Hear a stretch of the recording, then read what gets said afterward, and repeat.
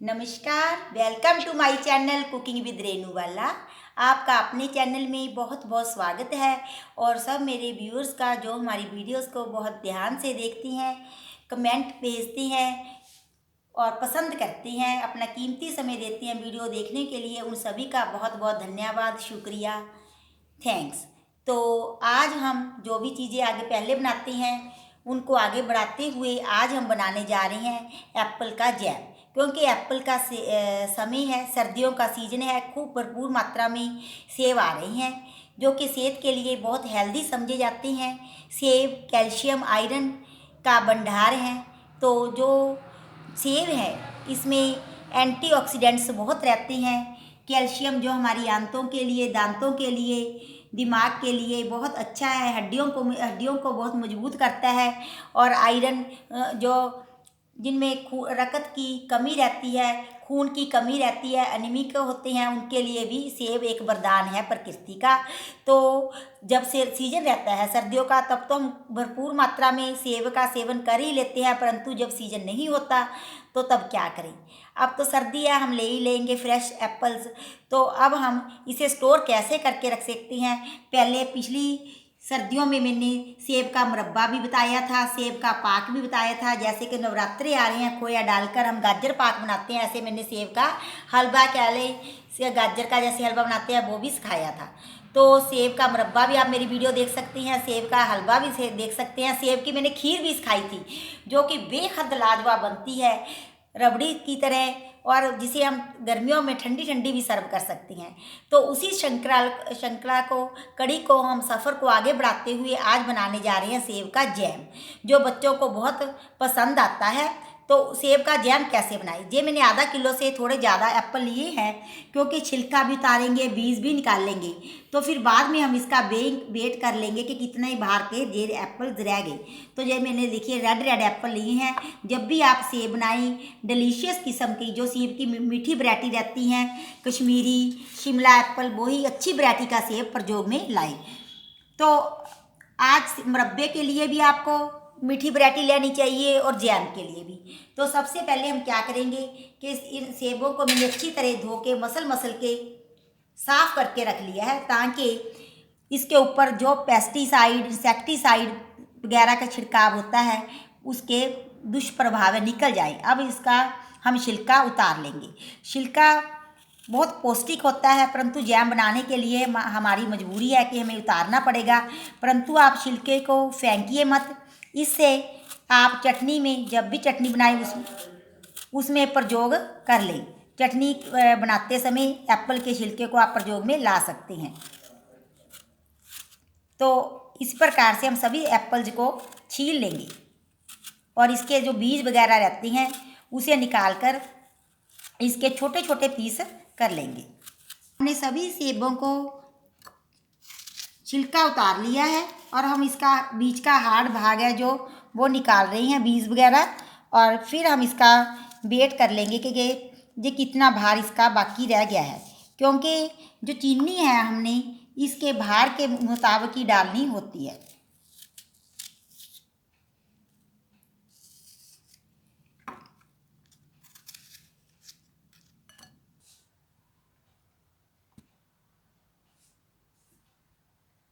जो हमने अपने सेब जो छील लिए थे, बीज का हार्ड भाग निकाल दिया था, उसको हमने मेजरमेंट कर लिया है। उसका भार 475 ग्राम है। हमारे सेब 500 ग्राम के से ऊपर थे, तो अब हम इसमें 400 ग्राम चीनी मिलाएंगे। 450 ग्राम भार है तो 400 ग्राम इसमें हम चीनी ऐड करेंगे। जब भी आप जैम बनाएं, छिलका वगैरह उतार के, बीज निकाल के, तब उसकी मेजरमेंट लें कि कितना है, उसी हिसाब से आप चीनी डाल लें। देखिए मैंने पीसेस के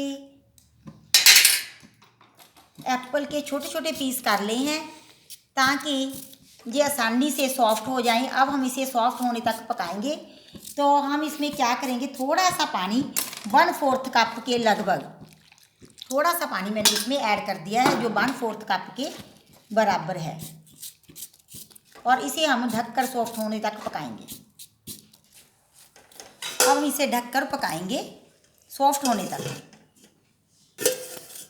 जिन सेबों को हमने पानी डालकर पकने के लिए रखा था उसे एक दो बार बीच बीच में ऐसे हिला देना है। इससे ये जलने नहीं पाएंगे और सॉफ्ट होने तक हम इसे पकाएंगे। एक बात मैं आपको क्लियर कर दूं कि जैसे हमारे सेब आधा किलो के लगभग थे, छिलका उतारने 475 ग्राम रह गए थे ना, छिलका उतारने के बाद बीज निकालने के बाद ये 475 ग्राम रह गए थे, तो मैंने इसमें 400 ग्राम तो चीनी मिलाई है। दूसरी बात, इतना का पानी भी डाल सकते हैं आप। एक से जेवड़ी जो मेरे हाथ में सर्विंग स्पून है, 1 से 2 सर्विंग स्पून डाल सकते हैं, क्योंकि ये सीजन का सेब है, इसमें ऑलरेडी जूसेज रहते हैं, वो भी निकल आते हैं। अगर आपको हिसाब ना आए तो आप ऐसे 2 चम्मच पानी के डाल लें आधा किलो सेब के। और अब इसे ढककर सॉफ्ट होने तक पकाएंगे। बीच बीच में चेक करते रहें कि कहीं आपके सेब जल तो नहीं रहे हैं और पक गए हैं, सॉफ्ट हो गए हैं या नहीं। आप इससे छोटे पीसीज भी कर सकते हैं, कद्दूकस भी कर सकते हैं। तो सेब के पीसीज हमने पानी डालकर सॉफ्ट होने के लिए रखे थे, वो देखिए कितने सॉफ्ट हो गए हैं और श्रिंक भी हो गया। पानी भी हमारा सूख गया है जो हमने डाला था। देखिए अब हम इसे क्या करेंगे, ऐसे कलछी की सहायता से अच्छी तरह से इसे मैश कर लेंगे। या तो आप कलछी से कर लें या जो हम आलू मैशर होता है उससे मैश कर लें। फिर हम इसमें मिलाएंगे चीनी। एक बात मैं आपको क्लियर कर दूं कि जैसे जैम वगैरह बनाते हैं, आपको कोई दिक्कत आए कि आपका जैम तैयार हो गया है या नहीं, तो डिस्क्रिप्शन बॉक्स में मेरा फ़ोन नंबर रहता है, आप उस पर कंटेक्ट करके अपनी रेसिपी में जो भी दिक्कत आपको पेश आ रही है पूछताछ मेरे से कर सकती हैं। व्हाट्सएप पे भी डाल सकती हैं और अबाउट सेक्शन में भी मेरा नंबर है। कमेंट बॉक्स में भी कमेंट करके पूछ सकते हैं। मेरा उद्देश्य ही आपको इंडियन कुजीन में जो भारतीय पाक कला है, खाना बनाने की भी कला है, उसमें परफेक्ट करने का है। आपको कोई दिक्कत ना आए, क्योंकि ख़ास तौर से जब आप मुरब्बे, अचार और जैम्स वगैरह बनाते हैं उसमें दिक्कत आती है, तो आप मेरे से पूछताछ कर सकते हैं। आपको कोई भी दिक्कत नहीं आएगी। तो आप मेरे को कुछ भी बुरा नहीं लगता जब मेरे से कोई पूछता है, तो मेरा मानना है जिसको कोई काम आता है तभी उससे पूछताछ की जाती है। आप मेरे लिए एक परिवार के मेंबरों की तरह हैं। आप बेझिझक होकर विदाउट हेजिटेशन मेरे से अपनी मुश्किल आ रही कोई भी प्रॉब्लम है उसके बारे में पूछताछ कर सकते हैं। देखिए ये हमने अच्छी तरह से मैश कर लिए हैं सभी पीसीज को। तो अब हम क्या करेंगे, आप कलछी से भी कर सकते हैं और मैं आपको मैशर से भी करके दिखा देती हूँ। इस प्रकार से आप मैशर की सहायता से भी इसे, ताकि आपके जो पीसी अच्छी तरह हो जाएं मैश। तो मैं आपको एक बात तो नहीं बोलूँगी कि आपको सेब के पीस सॉफ्ट करने में कितना समय लगेगा, क्योंकि ये कढ़ाई की मोटाई पे, आपकी जो कढ़ाई है उसका तला है कितना भारा है उस पर भी डिपेंड करता है। दूसरी बात, आपके पीसीज कितने बड़े या छोटे हैं। अगर आपके छोटे पीसीज की हैं सेब के बिल्कुल बारीक तो आपको कम समय लगेगा, और अगर आपकी कढ़ाई पतले तले वाली है तो तब भी कम समय लगेगा। बस आपने टच करके देखना है। मेन तो पहचान ये है कि ऐसे हाथ से टच करके देख लें, जब ठंडा थोड़ा करके कि भी सॉफ्ट हो गई या पीसी, या कलछी से ऐसे दबा कर देख लें। ये समय का इसमें कोई बात नहीं होती कि कितना समय ढक कर बस पका लें। तो देखिए अब मैं इसमें 400 ग्राम चीनी मिला रही हूँ। ये मैंने वेट करके रखा है, 400 ग्राम चीनी है। अगर आप 1 किलो सेब लेते हैं तो काट छाँट करके पीसीज वगैरह भी निकाल के आपके 850 900 ग्राम रह जाते हैं, तो उसमें आप 800 ग्राम चीनी मिला दीजिए। बेझिझक आंखें बंद करके आपका सेब जो टेस्ट है बिल्कुल जैम का बिल्कुल परफेक्ट बनेगा। तो अब हमने क्या करना है कि जो पहले हाई फ्लेम पे इसे बनाएंगे। अगर आप कम आंच पे अपने जैम को पकाते हैं तो उससे क्या होता है, जो फलों का नेचुरल स्वाद होता है वो क्या हो जाता है, कम हो जाता है। परंतु एक बात का विशेष ध्यान रखना है कि हमने इसे हिलाते रहना है बीच बीच में, जो जलने ना पाए। अगर हमारा जैम तली पे लग गया, जल गया, तो इसका टेस्ट अच्छा नहीं रहेगा। दूसरी बात, आप किसी भी फल का जैम बना सकते हैं जिसमें पैक्टिन की मात्रा अच्छी हो। जिन फलों में पैक्टिन भरपूर मात्रा में रहता है उन सभी फलों का हम जैम तैयार कर सकते हैं बड़ी आसानी से, घर में बिना किसी ज़्यादा लागत के अपना जैम तैयार कर सकते हैं। और 2 कंडीशंस होती हैं जैम बनाने के लिए। एक तो फल में थोड़ी अम्लता की मात्रा, एसिडिक होना चाहिए, अम्ल युक्त होना चाहिए। दूसरी बात, पैक्टिन होना चाहिए। तीसरी बात, अगर आप किसी ऐसे फल का भी जैम बनाना चाहती हैं जिसमें पैक्टिन की मात्रा कम है, तो आप हम उसमें क्या करती हैं, एक बिजनेस व्यावसायिक पैक्टिन का पैकेट आता है, उसमें से हम थोड़ा वो पैक्टिन का चूर्ण रहता है, पाउडर रहता है, वो मिला देते हैं। तो उससे क्या होता है कि जो हमारा जैम है बढ़िया बन जाता है। आज हम सेब का जैम बना रही हैं। इससे पहले मैंने एक वीडियो और डाली थी आंवला और गाजर के जैम की, पिछली सर्दी में मैंने डाली थी। वो बहुत ही बढ़िया उसका नेचुरल कलर बना था। गाजर की वजह से हल्का सा लाइट सा रेडिशपन उसमें आ गया था। आंवले की वजह से टेस्ट खट्टा आ गया था।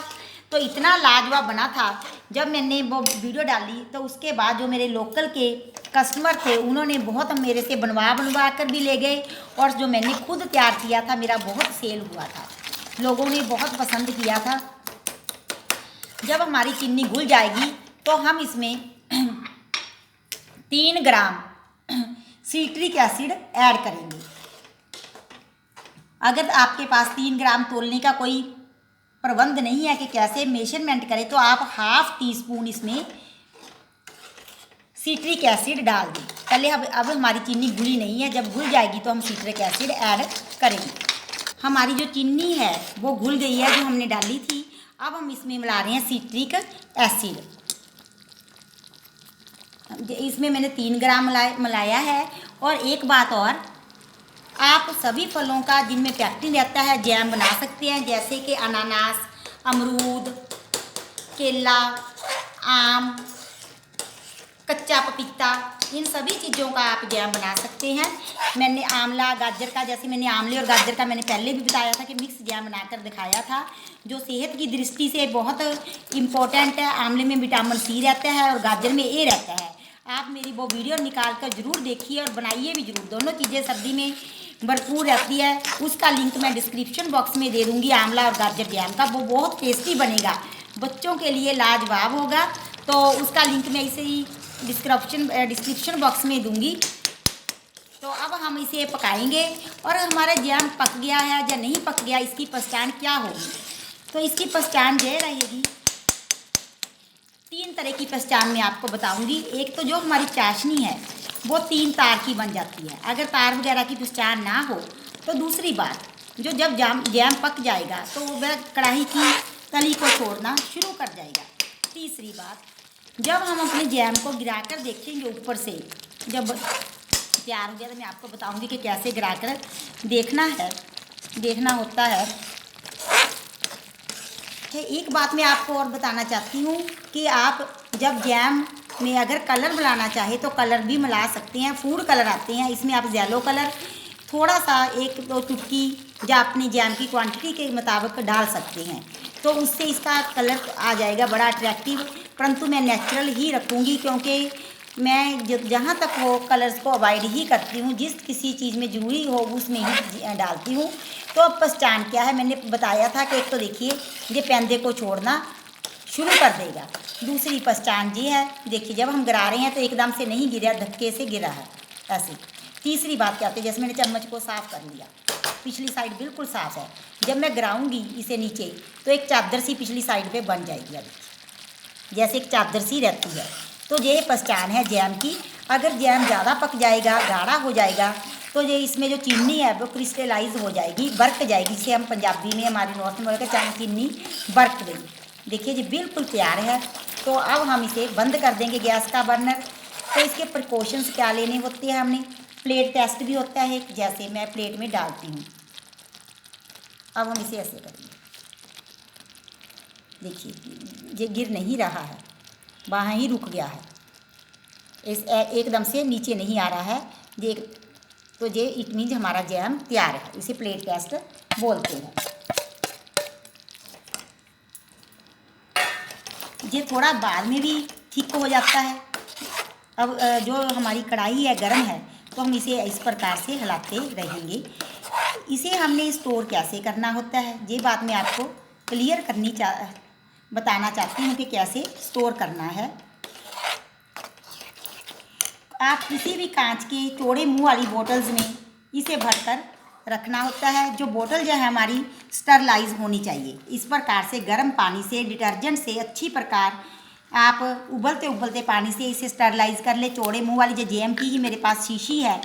तो तीसरी एक बात और, जब हमने गरम गरम इसे शीशी में भरना है तो कांच की जो शीशियाँ हैं, मैंने जब सॉस वगैरह खाई थी तब भी आपको बताया था। जो नए व्यूअर्स हैं उनकी इन्फॉर्मेशन के लिए, नॉलेज के लिए बता रही हूँ कि किसी भी लकड़ी के पीस पे कांच की बर्तन को, शीशी को, बोतल को रखना चाहिए, कंटेनर को, नहीं तो वो बर्तन में डालते ही जो कांच के बर्तन हैं वो चटक जाते हैं। इस प्रकार लकड़ी के पाटे पे हमने इसे रख लिया है।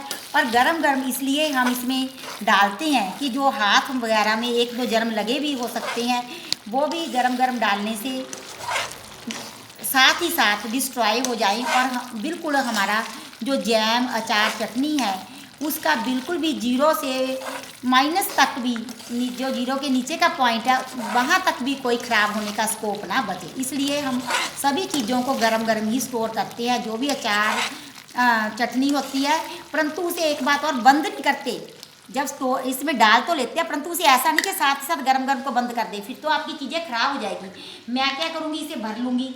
भरने के पश्चात कोई मलमल का कपड़ा या पुराना दुपट्टा होता है उससे इस प्रकार ढक देती हूँ कि कोई चींटी वगैरह, मच्छर वगैरह ना चला जाए। जब ठंडा हो जाएगा फिर ढक्कन लगाना होता है। ढक्कन कब लगाएंगे, जब ये हमारा बिल्कुल ठंडा हो जाएगा। इस एकदम से ढक्कन नहीं लगाना होता।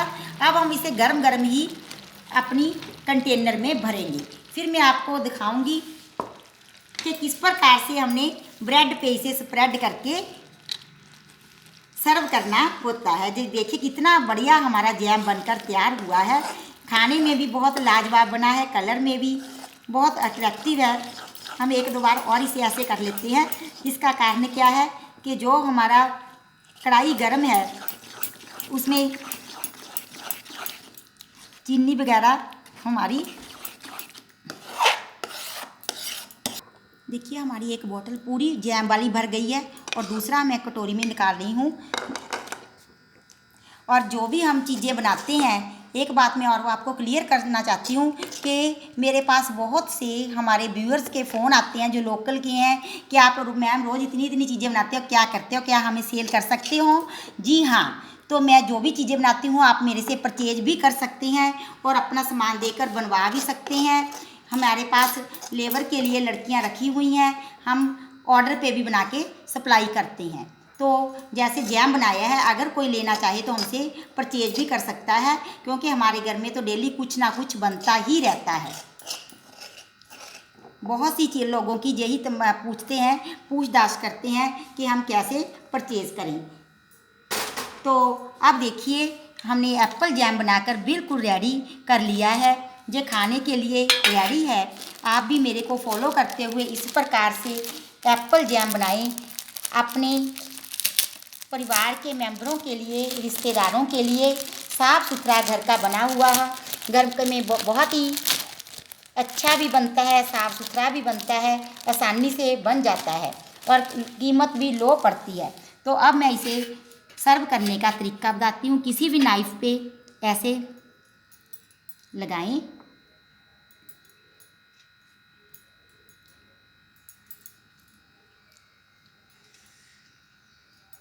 स्प्रेड करें अच्छी तरह से नाइफ़ की हेल्प से।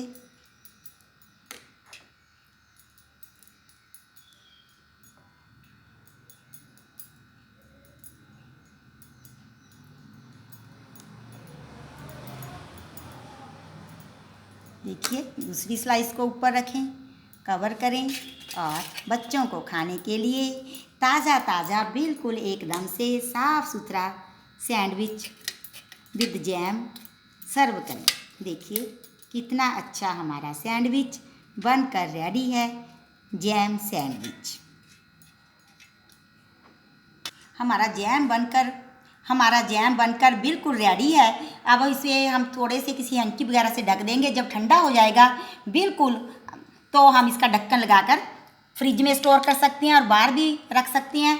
ये हमारा जैम 1 साल तक ख़राब नहीं होता अगर आपने बिल्कुल प्रिकॉशन के साथ साफ़ सुथरे हाथों से बनाया है। बस इसमें गीला चम्मच मत डालिए, गिल्ली जगह पे मत रखिए, ड्राई और ठंडी जगह पे रखिए, तो सालों साल ख़राब नहीं होगा। इस प्रकार से आप सर्दी में बनाइए और गर्मी में इसका लुत्फ़ उठाइए। तो हमारा जैम बनकर रेडी है। तो एक मेरी छोटी सी रिक्वेस्ट है कि अगर आपको मेरी बनाई हुई रेसिपीज़ पसंद आती है तो आप मेरे चैनल को प्लीज़ सब्सक्राइब कीजिए, लाइक कीजिए और ज़्यादा से ज़्यादा फ्रेंड सर्कल में मेरी वीडियोस को शेयर कीजिए। Thanks very much. अब हम मिलेंगे अपनी नेक्स्ट वीडियो के साथ, तब तक के लिए शुक्रिया, बाय बाय।